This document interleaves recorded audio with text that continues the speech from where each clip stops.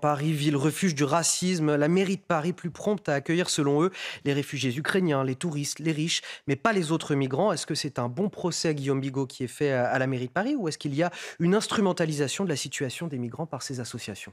Ne serait-ce que le terme migrant, c'est-à-dire migrant, avant on parlait d'immigrés et d'émigrés, c'est-à-dire qu'il y avait des pays de départ, des pays de destination, il y avait, on pouvait dire que les gens étaient chez eux ou pas chez eux.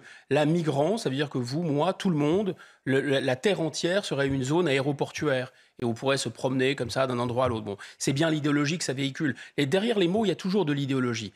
Or, ces migrants-là, si on reprend l'expression migrants, ce sont des clandestins. Ce sont des gens qui, la plupart d'entre eux, ont été déboutés du droit d'asile. Donc, ce sont des immigrés économiques qui visent à une espèce d'immigration de peuplement.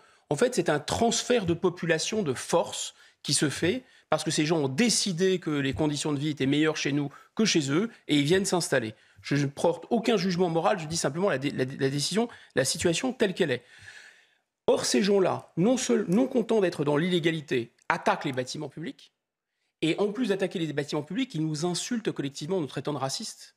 Mais c'est une aimable plaisanterie. Je pense que dans les pays dont ils viennent, d'abord les migrants sont traités avec une brutalité, comme on dit les migrants, les immigrés seront traités avec une brutalité incroyable, ce qu'on n'appelle pas faire ici, bien sûr, mais c'est quand même insensé. Donc je pense que Mme Hidalgo et M. Brossat, à la mairie de Paris, ont dit bienvenue aux migrants. Donc je pense qu'ils ont entendu le message et qu'ils ont répondu à leur invitation, à leur surprise partie à la mairie de Paris.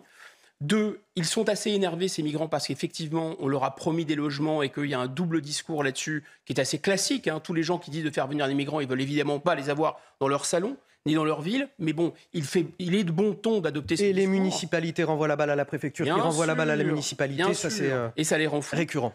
Accessoirement, on voit qu'il n'y a plus, disons, force ne reste plus à la loi. Ils sont clandestins, ils restent sur le territoire, ils attaquent des bâtiments publics qui ne sont plus gardés, la police ne bouge pas. Alors s'il y avait eu 100 000 ou 200 000 personnes qui avaient déferlé, je comprends que les policiers étaient débordés, mais là, il y en avait manifestement même pas une centaine. Donc c'est totalement ridicule, mais on voit bien la puissance symbolique du migrant, nouvelle vache sacrée, donc on va le toucher. C'est une sorte d'intouchable et c'est une sorte de surhomme dans la société postmoderne décadente. Enfin, dernier point, il y a 4 millions de Français non logés, mais évidemment, on va se couper en quatre, si j'ose dire, pour leur trouver des logements à eux. C'est absolument inique. Intéressant, encore une fois, c'est un dernier mot. Oui, ils ne sont pas des centaines de milliers, donc il y a vraiment un effet symbolique, c'est-à-dire ce sont des vaches sacrées, donc dès qu'on voit des migrants, c'est-à-dire des gens qui symboliquement sont très importants pour d'une certaine façon, c'est la clé de voûte un peu du système, eh bien on les laisse passer. Il ne s'agit pas de...